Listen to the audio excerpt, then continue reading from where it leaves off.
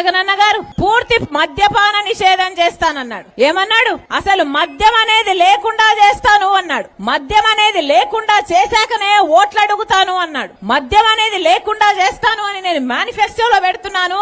ఆ మేనిఫెస్టో నాకు బైబిల్, ఖురాను, భగవద్గీతతో సమానం అని చెప్పాడు. మరేమైంది మద్యపాన నిషేధం? ఈ రోజు మద్యపాన నిషేధం కదా దేవుడరుగు, పూర్తిగా లిక్కర్ బిజినెస్ మొత్తం సర్కారే చేస్తుంది కదా.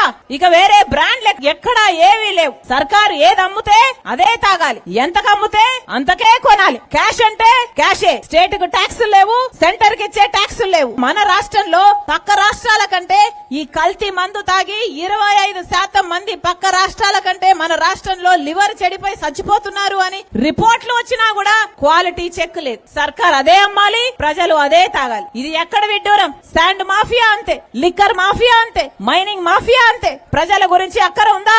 ప్రజల గురించి ఆలోచన ఉందా?